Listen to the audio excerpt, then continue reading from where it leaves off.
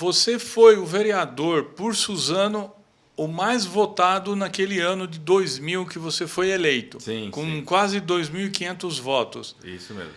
Então, esse seu conhecimento todo da Assembleia, assessor parlamentar, que você visitou várias cidades e tudo, com certeza trouxe uma visão também de gestão. Sim. Como foi ser vereador?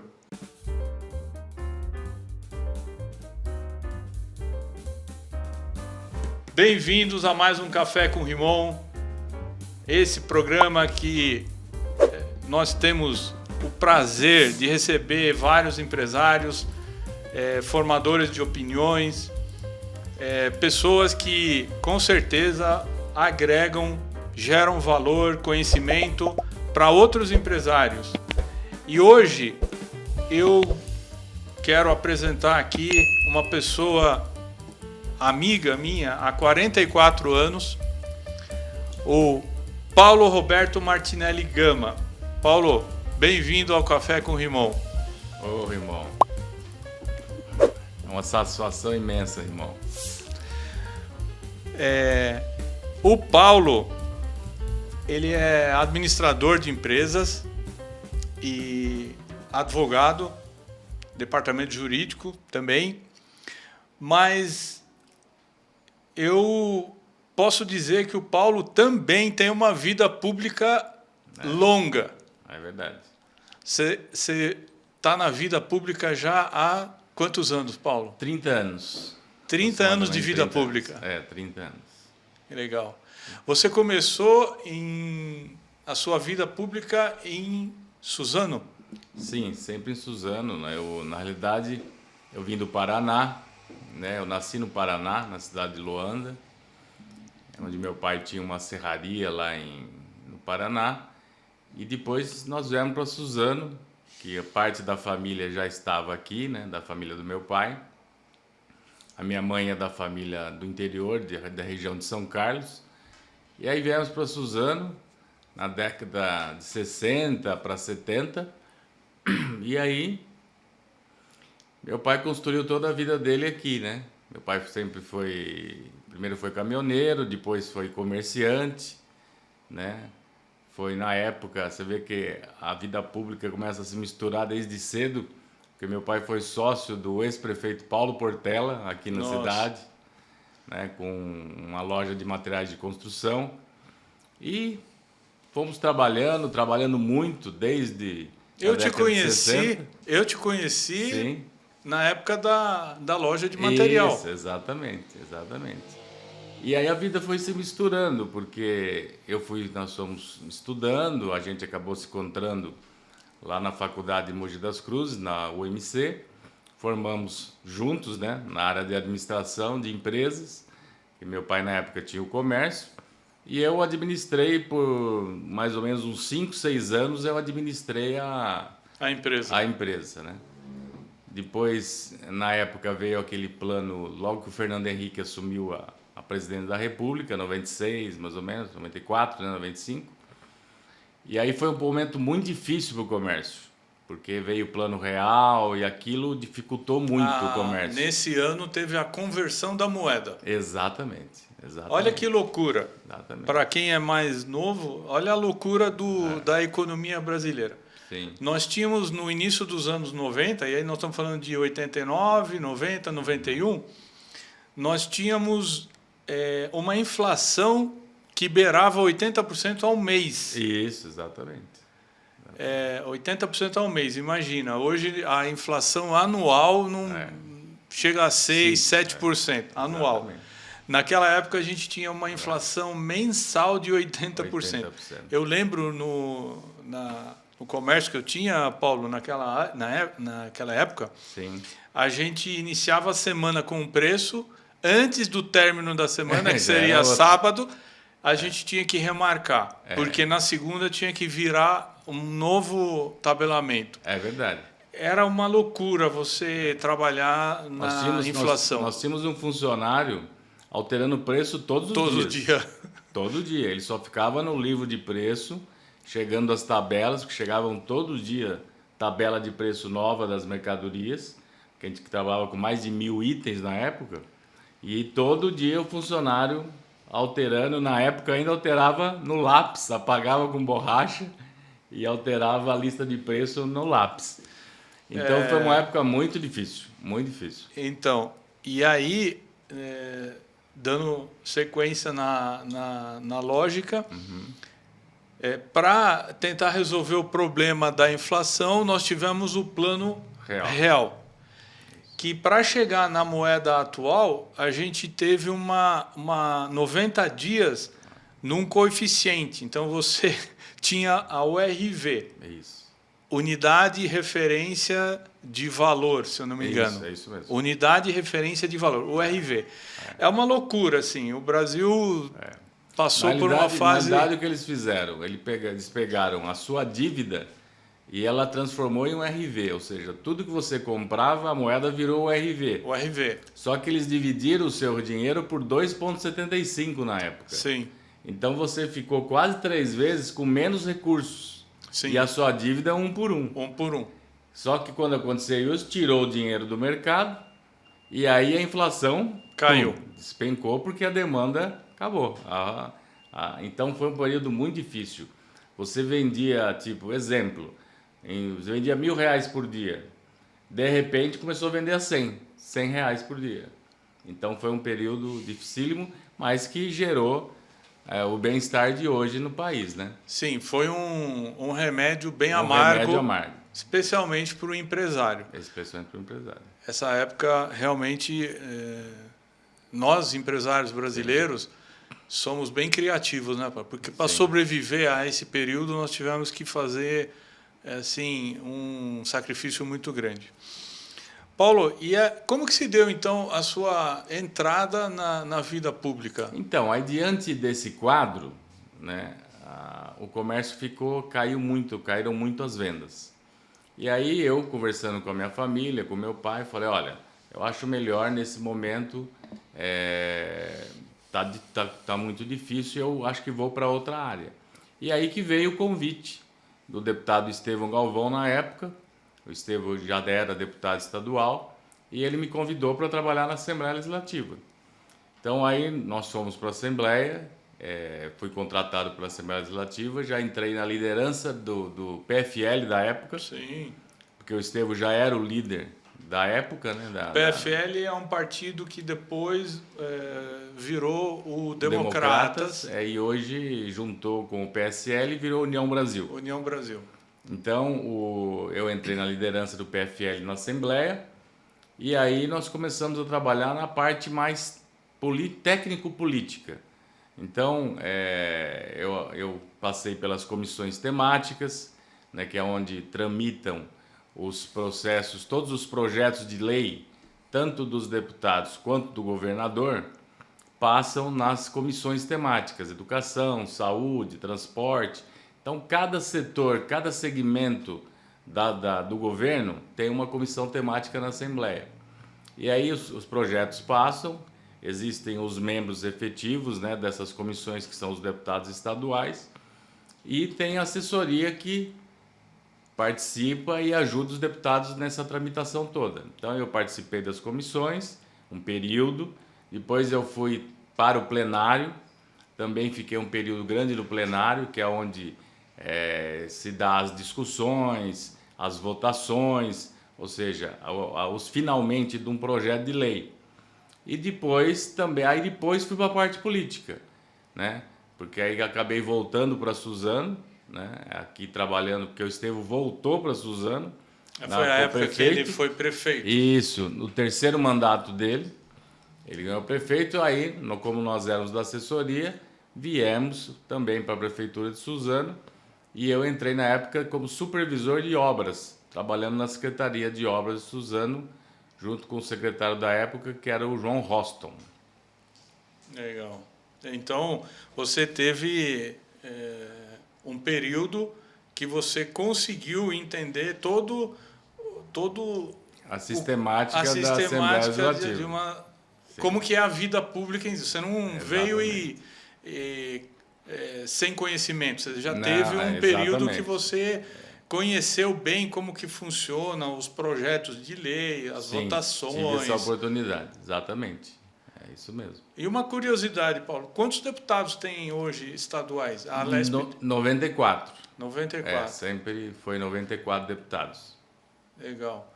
E o trabalho, basicamente, do deputado, ele, para quem não conhece muito bem, o que o deputado faz hoje, o deputado estadual? Qual que é Então, os deputados, eles são eleitos geralmente por regiões, né? Vamos dar o exemplo do Estevão novamente. Estevão é um deputado bem regional, né, da região do Alto Tietê, mas na época ele trabalhava em mais de 100 municípios. Sim. Né? Mas a base dele, 50%, 60% do trabalho dele, da votação dele, sempre foi o Alto Tietê, O Alto Tietê.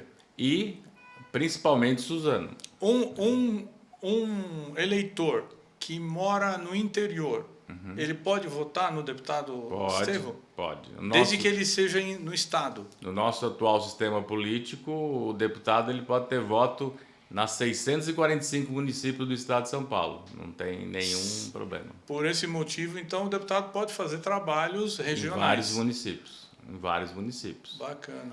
Mas na principal base dele, ele tem que ter uma região, né? Nós temos as regiões administrativas do estado, que são 12 regiões, então geralmente ele tem uma base nessa região por causa da identidade que ele tem.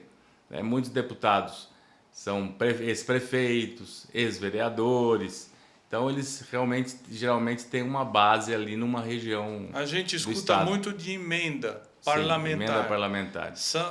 É o orçamento que o governo do estado disponibiliza para as cidades através dos deputados. A emenda é assim, o estado tem um orçamento público, né? O orçamento do estado de São Paulo. E os deputados, eles podem destinar, hoje tem as emendas impositivas. Tá. Então o deputado ele tem um valor tipo 10 milhões, exemplo, que o governador libera para ele poder enviar essas emendas, esses valores, para as regiões deles. Entendeu? Para o quê? Asfaltamento, infraestrutura, saúde, para alguma entidade social que presta algum serviço. Então o deputado, com essas emendas, é que ele faz a política regional dele, que ele vai destinando recursos que é do orçamento público do estado para aquela região para poder atender as demandas do município. Então o deputado ele vê as necessidades da região e através dessas emendas ele ajuda os municípios. Então ele realmente é um cara que trabalha junto aos prefeitos. Sim, diretamente. O nosso trabalho como assessor político parlamentar é exatamente esse. Nós vamos, que nem eu trabalhei 15 anos na região do Vale do Paraíba, né? Então lá no Vale do Paraíba são 38 municípios. Eu cuidava mais da parte de cima, menos da parte do litoral. Então a gente vai até o município, conversa com o prefeito, vê a necessidade da demanda, né? Faz a ligação com o deputado, traz o prefeito na Assembleia Legislativa, os dois se conhecem, aí o deputado analisa, vê a necessidade, analisa os projetos e aí o deputado destina aquela emenda para poder atender aquela necessidade do prefeito. Você mencionou o seu trabalho no Vale do Paraíba. Quantas cidades do estado você conheceu, Paulo? Eu conheço mais ou menos uns 200 municípios, mais ou menos. Acho que uns 200, 250 municípios eu já visitei. Você visitou, já visitei. Fez um trabalho, conheceu... O trabalho mais efetivo eu fiz no Vale do Paraíba e no Alto Tietê. Mas de conhecer, de ter relacionamento, mais 200 municípios. Então você é uma pessoa que eu posso dizer que você conhece bem as cidades, os problemas enfrentados e tudo. Sim, conhecendo bastante. A gente está sempre aprendendo, né? Não, sim. Porque cada hora é uma realidade, mas a gente conhece bastante a realidade dos municípios aqui do estado de São Paulo. Dessas cidades que você visitou, Paulo, Você ficou 22 anos na Assembleia. 22 anos. Que cidade você vê que ela teve uma gestão pública diferenciada e que chama a atenção? Então, os municípios são muito diversos, né?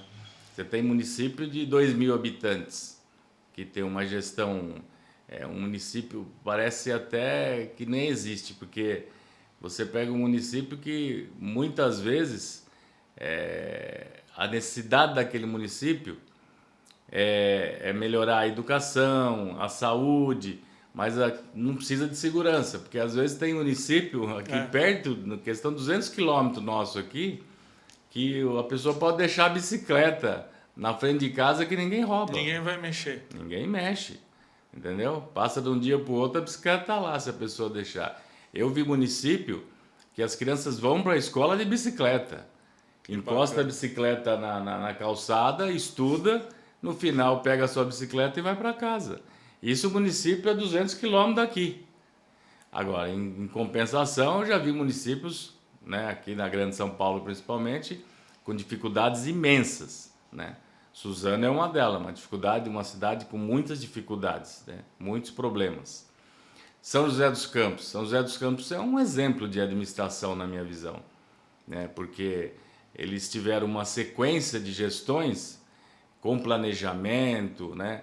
Uma cidade que realmente se desenvolveu, né? Com foco, tecnologia, né? Eles tiveram esse planejamento a médio e longo prazo e hoje é uma cidade exemplo no Vale do Paraíba, né? São José eu conheço, é uma cidade que eu na época que eu estudava, né, que a gente estudava, frequentava. E hoje realmente ela desenvolveu nos bairros, né, Paulo?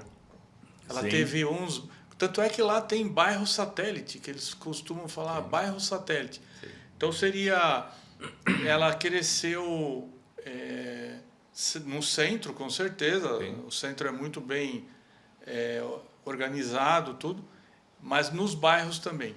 Paulo, eu te acompanho, lógico, a sua vida pública, e você foi o vereador por Suzano o mais votado naquele ano de 2000 que você foi eleito, sim, com sim. quase 2.500 votos. Isso mesmo. Então, esse seu conhecimento todo da Assembleia, assessor parlamentar, que você visitou várias cidades e tudo, com certeza trouxe uma visão também de gestão. Sim. Como foi ser vereador? Então, foi outra experiência importante na minha vida, né?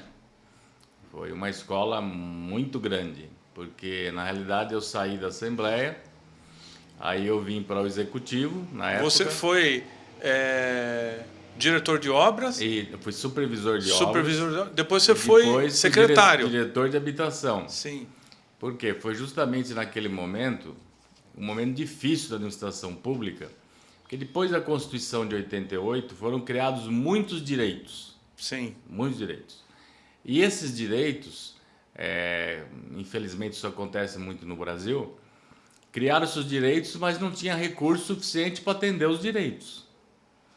Então, o que aconteceu? Criou o direito à moradia, como um direito constitucional. Sim. E esse direito constitucional da moradia gerou a criação de vários movimentos no Estado, exigindo esse direito.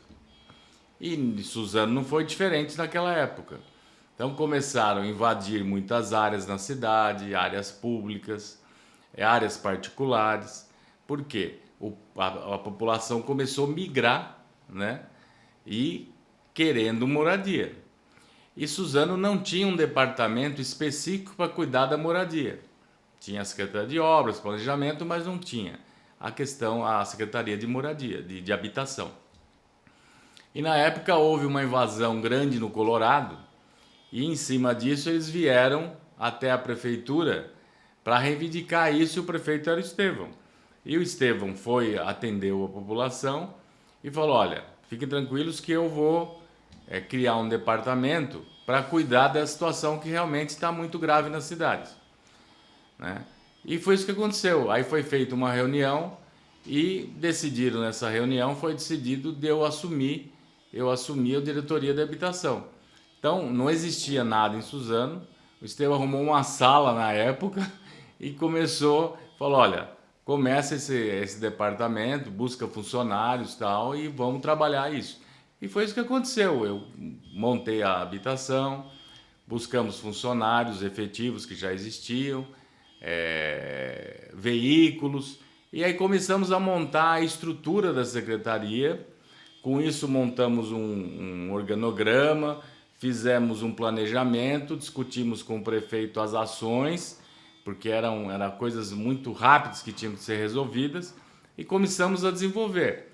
Com isso nós trabalhamos 3 anos e meio como diretor de habitação, trouxemos mais de 1.000 unidades habitacionais através da CDHU e da Caixa Econômica Federal, fizemos alguns mutirões na cidade, freamos as invasões na época, né, com uma equipe de fiscalização, conseguimos retirar mais ou menos umas 100 famílias e levar para outros lugares, onde estavam em lugares de risco, né?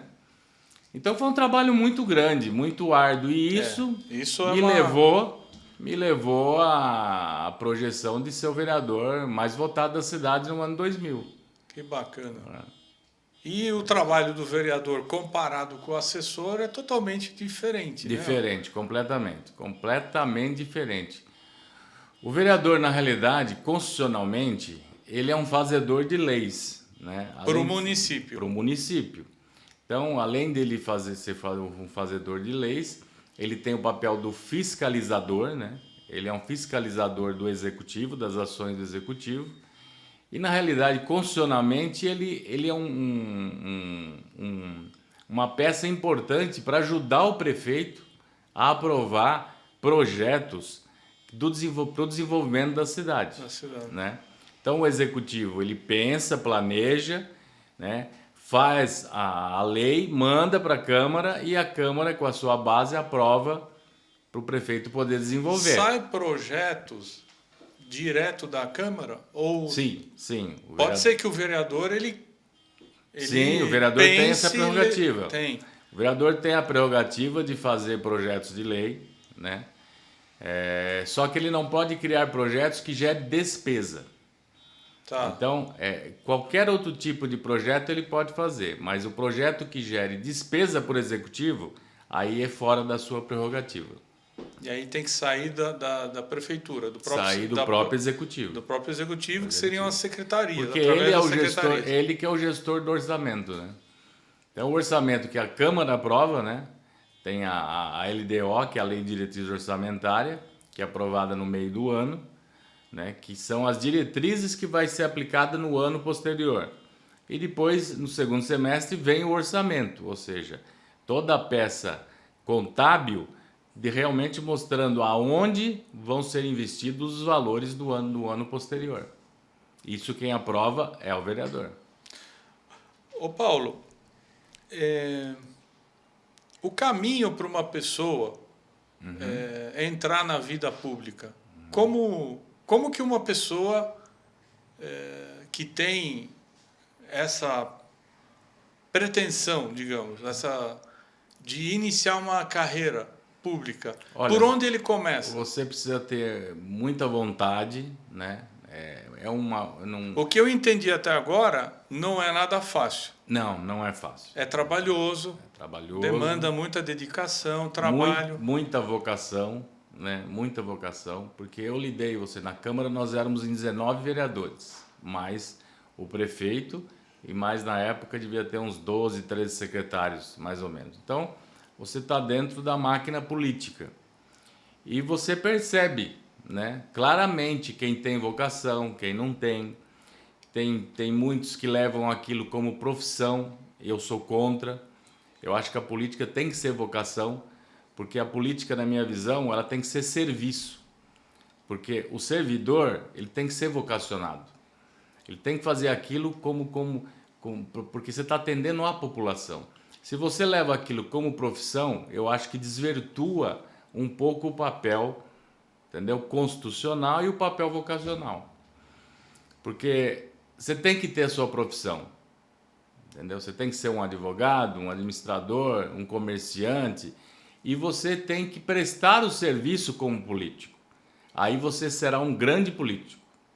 Agora, se você levar aquilo ali como profissão, eu acredito que a pessoa vai ter muitos problemas. Entendeu? E aí a gente não vai ver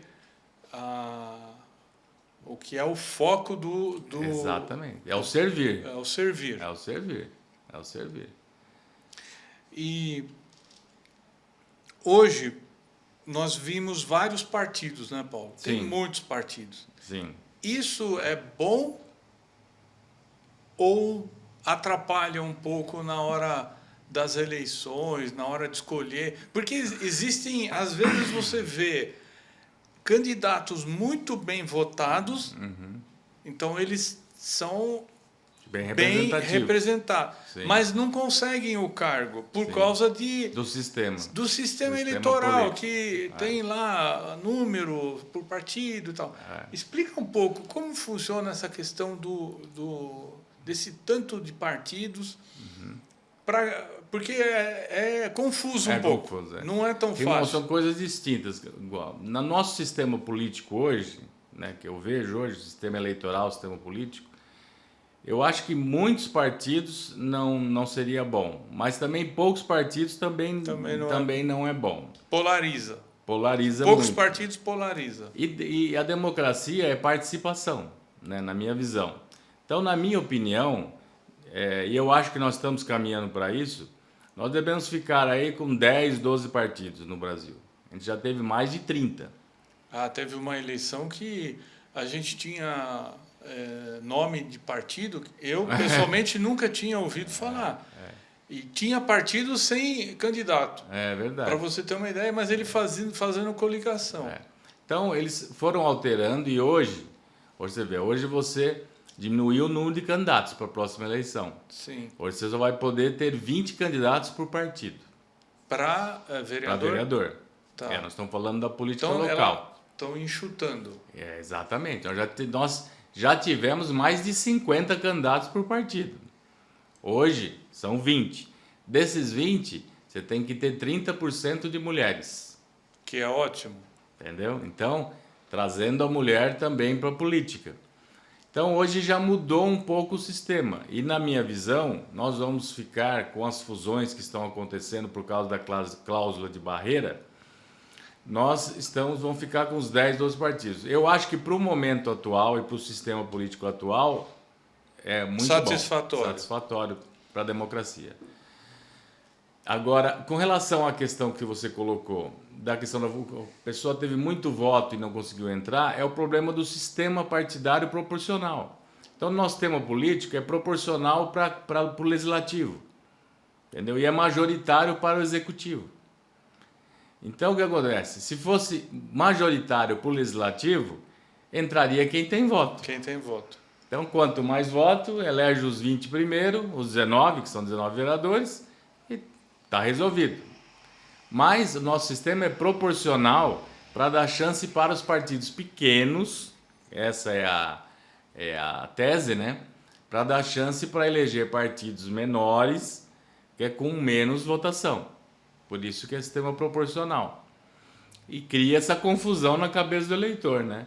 Eu já participei de eleição mesmo, onde um vereador amigo nosso, Dr. Lordello, na época, Dr. Jorge Lordello, teve mais de 2.000 votos na época e o partido dele não alcançou o quociente eleitoral. Porque o quociente eleitoral, muitos também não sabem o que é. O que é o quociente eleitoral? Você pega os votos válidos da eleição.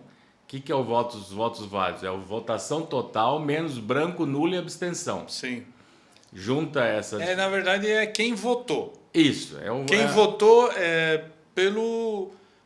por um candidato. Não é só quem votou. Você pega toda a votação, todos que votaram, aí você exclui branco, nulo e abstenção. Sim, quem escolheu um candidato. Esses votos que sobraram, você divide pelo número de cadeiras do legislativo. Tá. Aí dá o quociente eleitoral. Então, vamos dar um exemplo que aqui, vamos supor que a gente teve 150 mil votos válidos e dividiu por 19 e deu 8 mil. Então, o partido, os 20 candidatos, tem que juntar 8 mil votos para eleger o mais votado. Entendeu? Esse é o sistema proporcional. Aí vai dobrando. Quer fazer 2? O segundo tem que fazer 16 mil votos. Entendeu? Ou ele fez 8, fez 12 mil votos o partido, aí tem as sobras. É um outro cálculo. É um outro cálculo. Entendeu? Primeiro você faz a primeira rodada, que é essa. Depois tem outras rodadas. Lista de espera. Faz as rodadas com um novo quociente, porque aí entra nessa rodada, de acordo com a lei, só os partidos que elegeram um. Aí vai um novo quociente e aí vai entrando os outros que a gente chama de repescagem, né? Sim. Entendeu? É assim que funciona o sistema proporcional. É complicado, né? Mas é como funciona hoje. Tá até hoje desse jeito. Sim, é hoje.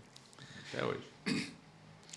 E falando um pouquinho mais da Alesp. Alesp. Você já, assim, a gente às vezes vê em noticiário alguma curiosidade, algum fato, assim, que você deve ter presenciado vários ali. Aí eu estou falando da Alesp, mas também a Câmara Municipal também. Aquelas discussões acaloradas e tal, Paulo. Às vezes os políticos varam à noite. Tem alguma história que você fala, bom, isso aqui foi cômico, cara? Não, eu participei de várias, né? Porque eu era assessor na época que o Mário Covas era o governador do estado. E o Mário Covas foi um grande governador. E ele era muito enérgico, né? Ele era um governador... Ele não era um governador que ficava na sala, ele ia para a rua. Ele ia para a rua e outra. Ele era muito democrático. Sim. Eu acho que o político mais democrático que eu conheci foi o Mário Covas. É mesmo? Sim. E ele gostava muito da discussão. Porque, para mim, o bonito da política é o debate. É o debate das ideias. E hoje a gente vê muito pouco. A gente vê muita discussão, muita briga, muita polarização, questão de ideologia, mas o debate político, onde eu mesmo participei muito também quando eu fui vereador, isso que acrescenta, eu acho, na sociedade. E o Covas era muito democrático, né? Então, e ele fez as grandes reformas do Estado de São Paulo. As grandes privatizações. Sim, na isso época. eu lembro. E eu participei de todas elas, né? Passava pela Assembleia Legislativa. Pela Assembleia. Tudo passava. Porque isso varava à noite. Eram projetos? Projetos de privatização, projetos. Você vê, o Banespa. Nossa. Entendeu? O Banespa foi uma guerra. Foi privatizado na época do Covas? Do Covas, Banespa, Eletropaulo. Eletropaulo foi outra guerra. Né? Então isso varava à noite porque os movimentos contrários enchiam a Assembleia, né? Carros de som, e aquele debate porque tem o regimento. Então tem as horas necessárias para a discussão dos projetos, tem os debates. Então, varava. Tem projetos... O público pode participar? Não, isso é mais ele técnico. Pode só se manifestar na galeria, mas tecnicamente só os deputados. E o público pode falar nas comissões. Okay. Quando o projeto tramita nas comissões, os representantes podem falar, sim, nas comissões. A gente vê, Paulo, assim, o eleitor... A gente só vê ele praticamente participando na eleição. Sim. Como que você enxerga que o público possa acompanhar aquele político, aquele vereador, aquele deputado e conhecer o trabalho e se ele fez uma boa escolha ou não? Então, hoje, irmão, nós temos a rede social, né? Rede social. Hoje, ativa. Quando eu fui vereador há 20 anos atrás... Estava, acho que iniciando, acho que tinha Orkut, alguma coisa assim, bem pequena na época. Então era mais difícil de você acompanhar, você tinha que estar mais presente, né? E o povo participa pouco, na realidade, né? Eu acho que o povo tinha que participar mais. Cobrar mais. Por quê? O nosso povo é um povo muito simples, Nosso povo é um povo muito humilde e ele é muito carente das informações. Ele tem pouca informação. Você vê o povo de Suzano. Você pega aqui 5 horas da manhã, o pessoal está pegando o seu trem, está indo para trabalhar em São Paulo, volta 8 horas da noite, transporte caótico, trânsito caótico. A pessoa está pensando na vida dela, entendeu? Está pensando nas contas que tem que pagar, no boleto que está chegando, está pensando que o boleto chega rápido, né? Você paga um, daqui a pouco está chegando o outro, né? Então, aí no fim, ele tem só o fim de semana que ele ou vai jogar uma bola, ou vai tomar uma cervejinha, ou vai comer um churrasquinho. É só aquele momento que ele tem de distração. E ele não quer falar de política. Depois da eleição do Bolsonaro, o povo começou a discutir mais política. Hoje a gente discute política. Participa no boteco, em casa, na família, mas falta mais participação no poder público. Se a gente pensar, por exemplo, a nível municipal, sim, existem entidades que o povo pode estar participando para ele ver, sugerir. Não é nem criticar, o intuito não é isso, mas sugerir melhorias e tal. Esse trabalho, quem que faz? É o vereador? Então, nós temos mecanismos, porque você tem, eu acho que ainda existe em Suzano, não tenho certeza, as sociedades amigos de bairro, né? Você tem associações, sim, mas que eu tenho a impressão que diminuiu muito, entendeu? A participação.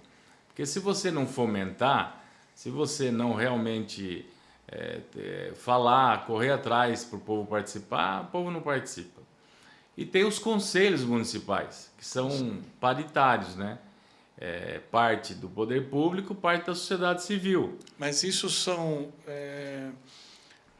criados pelo poder público. Isso. Então teria que a prefeitura, no caso, isso, exatamente, o governo municipal teria que incentivar isso, a participação, chamar mais para isso. Isso. E o que acontece, na realidade, acaba nomeando as pessoas que estão em volta do governo. Então, porque como é paritário, é parte de efetivos, né, do poder público e parte da população, quem está ali em torno, eles acabam colocando no conselho. Então, foi um mecanismo criado pelo Fernando Henrique Cardoso, na época. Você vê quantos anos já foi criado isso, justamente para desenvolver a participação da população. Sim. Mas, na minha visão, não aconteceu ainda. Não aconteceu. Entendeu? E eu acho que não aconteceu justamente porque o executivo, entendeu? Ele não tem essa mentalidade. Ele quer resolver o problema dele de criar o conselho porque é legalidade, ele precisa fazer. Mas ele não está pensando na fomentação de trazer a população para a participação da discussão.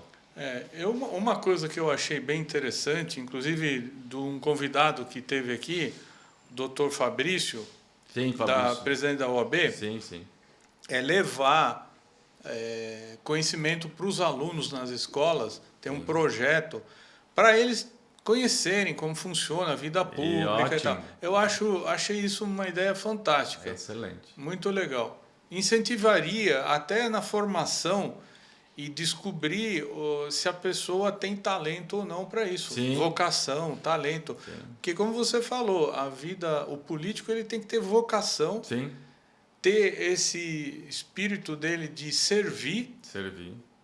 E nada impede de ele ter a sua profissão também. Sim. Né? Sim. Eu acrescentaria uma coisa. Eu acho que quem quer entrar na vida pública deveria ter conhecimento, sim, de como é.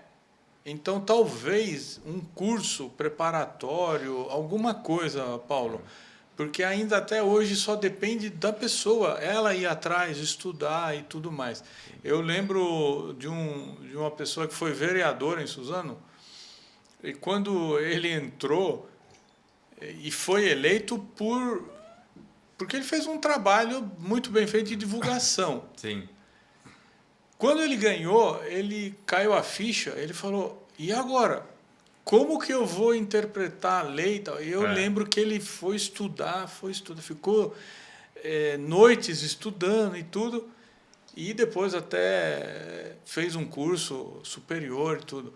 Então, achei muito legal isso da parte dele, de ele ter essa curiosidade. Mas eu acredito que nem todo mundo faz isso, né, Não, Paulo? irmão, eu acho que você tem toda a razão. Só, eu acho que esse trabalho que você está falando, por isso que a gente devia ter uma reforma político-partidária, porque na minha visão, o nosso sistema político-partidário é horrível, muito ruim. Você acha que ele Porque está ele é centralizador. defasado? Na minha visão, ele não é democrático, ele é centralizador. Tá. Porque tem pessoas que decidem.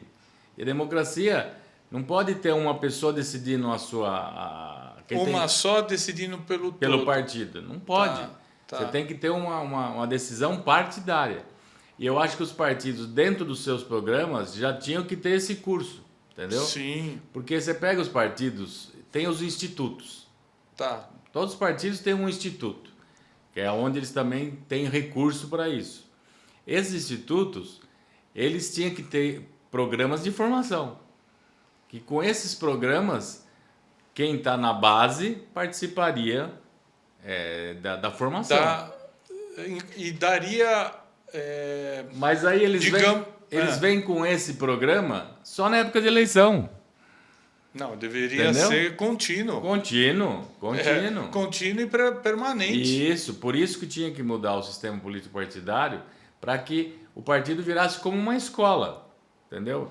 Formador de político. Político. Isso, exatamente. De servidor público. Porque Isso. o político não deixa de ser um Exatamente. servidor público, né? Não surgiu esses novos, como é que chama? Renova. Esses grupos. Uhum. É esse mesmo caminho. Tá. Entendeu?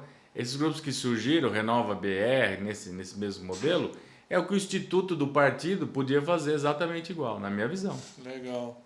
Uma boa ideia. E as câmaras municipais, também, elas poderiam ter cursos permanentes. Então, quando eu fui vereador, nós tínhamos alguns, mas eu sempre dei ideia para o presidente na época, de a gente, até a Assembleia Legislativa, ela tem um instituto também. E esse instituto, na época, quando eu trabalhei na Assembleia, ele mandava cursos via internet. Uhum. E as câmaras faziam convênios e podiam passar para os seus vereadores, entendeu? Ou para quem eles podiam até abrir para a sociedade. Então, esse é o caminho, na minha visão, da educação pública para os políticos, entendeu? Para aprender o que é uma política pública, falar de marketing político. Tem várias áreas, eu tenho várias especialidades, ciência política, porque você vai ensinando o vereador a sair só do assistencialismo. Hoje um vereador, na minha visão, ele faz só assistencialismo, entendeu? E com isso, ele deixa de aprender realmente a função dele como vereador. Tem os vereadores, vários, que têm esse perfil, inclusive. Sim, pela deficiência do executivo. Tá. Então, você pega hoje vereadores que trabalham praticamente marcando consulta de médico, cirurgia, levando paciente para cima e para baixo. E por que ele está fazendo isso? Está fazendo isso na vacância do executivo. Sim. Como o executivo não atende como tem que atender, o vereador é que está fazendo esse papel, que não é dele. Não é dele. O papel dele é legislar, é fiscalizar as ações do executivo. Esse é o papel constitucional. Mas isso ele faz pouco. Infelizmente, não é assim que é na prática. Na prática não está sendo assim, infelizmente. E aí tem um custo alto para o cidadão. Tem um custo alto, exatamente.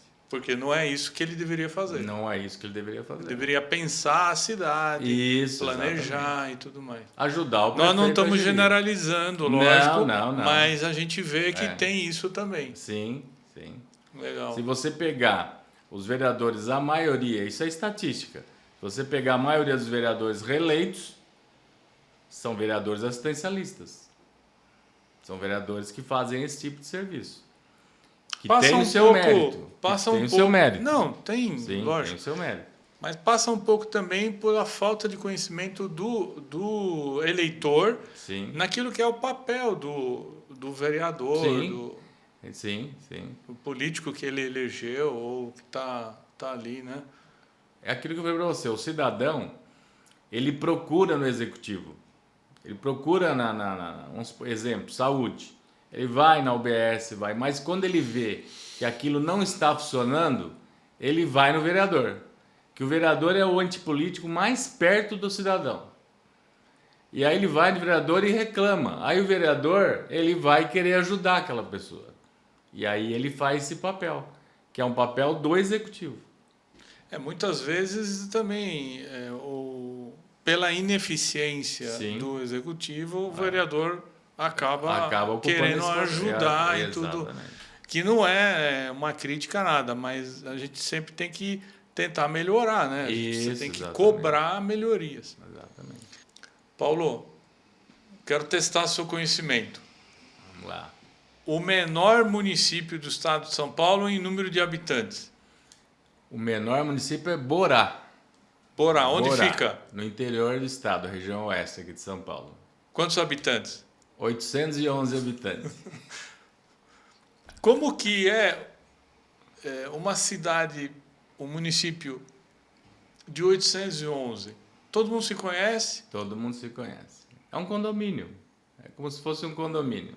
Qual é o critério para criar um município?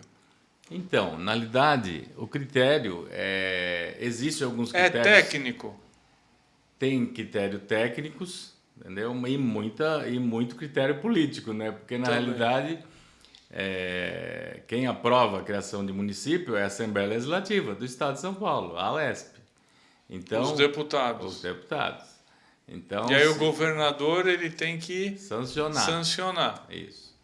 É um projeto. É um projeto de lei que cria um município. Mas não é um pouco assim...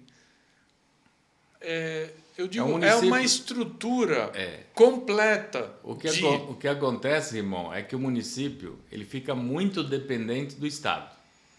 Se não é município. Não, um município pequeno igual esse, os municípios pequenos... sim, por causa o repasse de verba. Porque um município desse, ele cria uma prefeitura, ele cria uma Câmara Municipal... As secretarias. Ele cria no mínimo 9 vereadores. Mas, Paulo, deixa eu fazer uma... Pelo que nós conversamos tudo aqui, e pelo que você comentou. Então, o repasse de verba vem através de deputado. Qual deputado vai querer investir uma verba num município de 811 habitantes, por exemplo, e não ter aquele número suficiente, digamos, de eleitores de voto, que ele chamaria, vou lá visitar. Chamaria mais atenção. Né? Ele não preferiria investir. O deputado regional, ele olha um pouco essa situação, mas ele vai acabar ajudando. Não, com Porque, certeza. Porque, na realidade, para ele, independente de ter 1, 10, 15, 20, 100 votos, são votos que interessam para ele na eleição. Entendeu? E esse município faz parte de uma região que ele tem que atender, assim, por causa da regionalidade dele, entendeu? Mas em termos de custo também, é um custo alto para o município que não tem como arcar, e aí ele depende muito do Estado. Muito alto, muito alto. O prefeito toda hora tem que estar com o chapeuzinho no governador, toda hora. Porque o município, por menor que seja, em termos de habitantes, de repente ele tem uma extensão territorial grande. Por quê? Pode ser área rural. Sim, Borá mesmo, em volta, você pode ver que tem muita a questão do agronegócio. Tá. E aí precisa de estradas rurais que precisam ser pavimentadas, precisam de uma infraestrutura, às vezes, maior que uma cidade que é maior. Entendeu? Então, são peculiaridades que cada cidade tem e que realmente demandam eu recursos. não conheço Borá, não é uma questão sim, que é uma curiosidade. É uma curiosidade, mas ficou assim para mim um município muito pequeno, 811 pessoas, é pequeno. É pequeno. Considerado assim comparado com municípios médios de 200, 300 mil habitantes, ele é bem pequeno mesmo. Bom, quero te agradecer aqui, Paulo, esse papo, assim, você tirou muitas muitas dúvidas que eu mesmo tinha de algumas situações aí da Alesp e tal. E te passar que foi um prazer rever você, né? A gente está sempre falando, em Sim, sim, contato, sim, mas sim. estar com você depois de tantos anos, né? A É, gente se verdade. conhece há tantos anos e ver que você está bem, seu conhecimento é imenso, né, na área. E uma última curiosidade minha, Uhum. que o Paulo vai nos proporcionar aí? Você está participando da vida política? Como é que você está pensando aí? Então, irmão, a minha satisfação é toda minha de poder estar aqui junto com você, de ver você também aí bem, né? Sua família, construir uma família maravilhosa. Você sempre Obrigado. foi uma pessoa muito inteligente, né? Desde o primeiro dia que eu te conheci na UMEC, você foi uma pessoa realmente de grande destaque dentro da sala de aula, né? Arrumava muita confusão, Né? né? Mas foi um período maravilhoso, Foi, né? Foi um período de muito aprendizado, de muita amizade, né? E foi muito gostoso, foi um tempo foi. muito bom. Eu, na realidade, eu agradeço muito de você ter me convidado. Isso aqui, o seu programa já é um sucesso, né? Eu peço a Deus que continue cada vez abençoando mais você e sua família e que seu programa cada vez tenha mais sucesso. E na realidade em Suzano, eu estou ainda dando uma analisada. Eu saí um pouco como político, né, em si, assim, como candidato. Eu não serei candidato e estou analisando aí o quadro aqui de Suzano para ver o que está acontecendo. Acompanho aqui, acompanho Mogi um pouco, acompanho também o Vale do Paraíba, porque como eu tenho escritório de advocacia, né, e aqui em Suzano, e eu tenho muita amizade, então muitos prefeitos a gente conversa, candidatos, né, também procuram a gente para tirar dúvida, para esclarecimento, né? A gente trabalha então nessa área mais do direito público e também do direito eleitoral. Então é nesse caminho que eu estou tocando a minha vida, né? A minha pergunta, e aqui fazendo um testemunho, que eu conheço o Paulo há muitos anos. Você é uma pessoa que agregaria bastante com o seu conhecimento. Gostaria muito de vê-lo ativo, na ativa. Não acho que você é uma pessoa que tem que se afastar, né, da vida pública. Você hoje exerce a área do direito, né? E desejo muito sucesso. Sorte não, sorte ela vem com o trabalho, É, né, Paulo? A exatamente. sorte acompanha quem trabalha. É isso aí. Tem que ter sorte também, Tem que mas tem que ter, tem trabalhar. que trabalhar. Só sorte sem trabalho Não adianta. não vai. E por tudo aquilo que você conhece, pelo que você vivenciou, eu acredito muito que você realmente tem muito a contribuir. Suzano teria assim muito a ganhar com o seu conhecimento, tanto né, se você participar diretamente ou através do seu trabalho hoje. Eu acho muito legal você não se afastar e desejo a você bastante sucesso mesmo.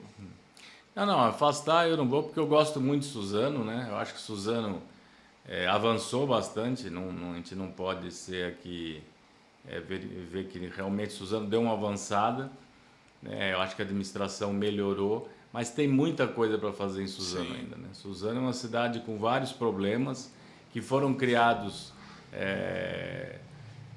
não pelos, eu não culpo só os prefeitos, mas foram criados porque a partir que eu falei para você da Constituição de 88, foram criados muitos direitos e não houve recurso suficiente na época para poder atender esses direitos e faltou planejamento. Suzano ainda é uma cidade que falta um pouco mais de planejamento e abrir um pouco mais a mente, como Mogi abriu há 20 anos atrás. Então, Mogi, ela descentralizou, né?